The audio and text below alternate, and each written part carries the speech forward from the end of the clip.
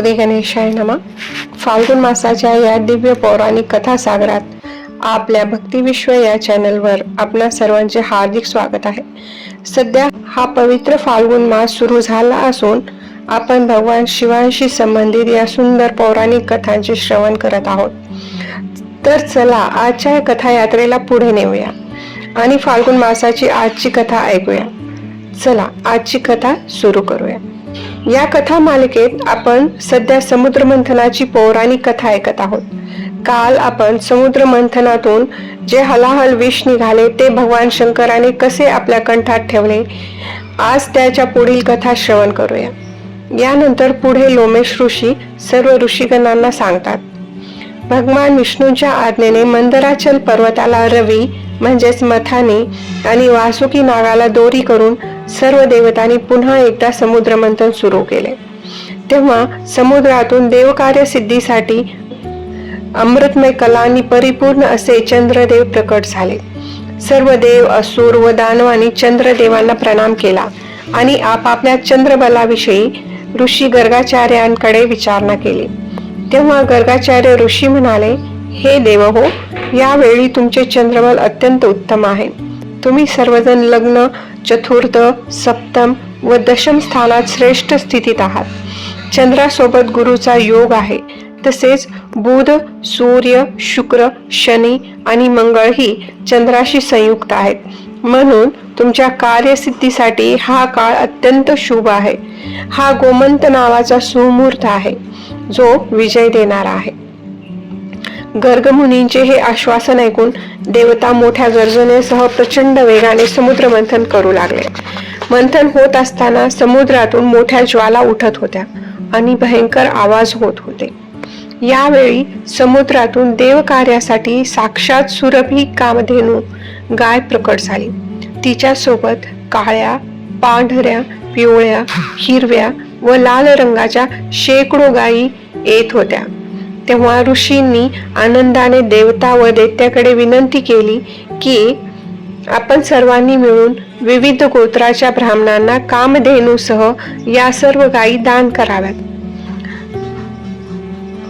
ऋषींनी केलेल्या विनंतीवरून भगवान शंकराच्या प्रसन्नतेसाठी सर्व देवता व दैत्यांनी त्या सर्व गायी दान केल्या.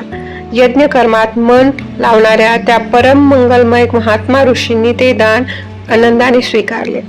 त्यानंतर सर्वजण पुन्हा जोमाने क्षीरसागर मंथन करू लागले. तेव्हा समुद्रातून कल्पवृक्ष, पारिजात, च्यूत आणि संतान असे 4 दिव्य वृक्ष प्रकट झाले. त्यांना बाजूला ठेवून पुन्हा एकदा समुद्र मंथन सुरू झाले.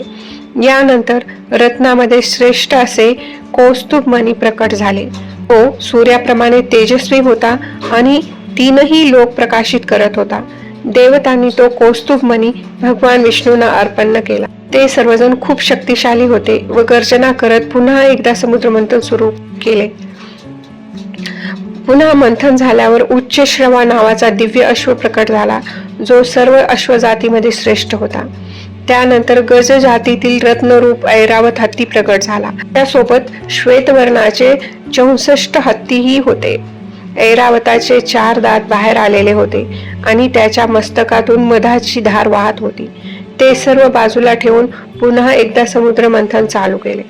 यानंतर समुद्रातून मदिरा, भांग, काकडशिंगी, लसूण, गाजर, अतिशय उन्मादक असा धतुरा व पुष्कर इत्यादी अनेक वस्तू प्रकट झाल्या. त्या सर्व बाजूला ठेवण्यात आल्या. त्यानंतर पुन्हा एकदा समुद्र मंथन सुरू झाले. यावेळी समुद्रातून संपूर्ण विश्वाची अधिष्ठात्री देवी, दिव्य स्वरूपा देवी महालक्ष्मी प्रकट झाल्या. ब्रह्मवैता पुरुष अन्वीक्षिकी म्हणजेच वेदांत विद्या म्हणतात. काही जण त्यांना मूलविद्याही म्हणतात. काही सामर्थ्यशाली महात्मा त्यांना वाणी व ब्रह्मविद्याही म्हणतात.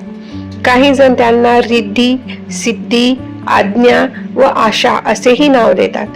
काही योगी पुरुष त्यांना वैष्णवी म्हणतात. सतत योग मायेत रत असलेले अनुयायी त्यांना माया म्हणतात. ब्रह्मविद्या, वेदांत विद्या जाणणारे त्यांना भगवंताची योग माया म्हणतात. देवानी पाहिले की देवी महालक्ष्मी अत्यंत सुंदर आहेत. त्यांच्या मुखावर नैसर्गिक प्रसन्नता आहे. हार व नुपुरांनी त्यांचे अंग शोभून दिसत आहे. मस्तकावर छत्र आहे. दोन्ही बाजूनी चवळ डोलत आहेत. त्यांच्या प्रसन्नतेने आणि त्यांच्या तेजाने सर्व धरती प्रकाशमय होत आहे. जशी माता आपल्या पुत्रांकडे स्नेहपूर्ण दृष्टीने पाहते, तशीच देवी महालक्ष्मीने देव, दानव, सिद्ध, चारण, नाग इत्यादी सर्व प्राण्यांकडे कृपादृष्टी टाकली. त्या कृपादृष्टीने सर्व देव तात्काळ ऐश्वर्य संपन्न झाले. त्यानंतर देवी लक्ष्मीने भगवान मुकुंदाकडे पाहिले. त्यांचे श्रीअंग तमाल वृक्षाप्रमाणे श्यामवर्ण होते. कपाल व नाक खूप सुंदर होते. त्यांचे मनोहर शरीर प्रकाशित होत होते. छातीवर श्रीवत्स चिन्ह शोभत होते आणि हातात कौमोदकी गदा होती. भगवान नारायणाची ही दिव्य शोभा पाहून लक्ष्मी देवी आश्चर्यचकित झाल्या. हातात वनमाला घेऊन त्या हत्तीवरून खाली उतरल्या. ती माला श्री लक्ष्मी देवीने स्वतःच्या दिव्य हाताने बनवली होती. त्याच्या सुगंधाने त्याच्यावर फुलपाखरे फिरत होती. त्यांनी ती माळ परमपुरुष भगवान श्रीहरींच्या गळ्यात घातली आणि त्यांच्या बाजूला जाऊन उभ्या राहिल्या. त्या सुंदर जोडीचे दर्शन करून सर्व देवगण, दैत्य, सिद्ध, अप्सरा, किन्नर व चानरगण परम आनंदित झाले. आणि या सोबतच आजची आपली फाल्गुन मास कथा इथेच थांबवित आहोत. या कथेची पुढील कडी आपण उद्या प्रातःकाळी आपल्या भक्तिविश्व या चॅनलवर ऐकूयात.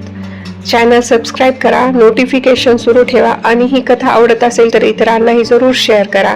उद्या पुन्हा भेटूया मग. हर हर महादेव.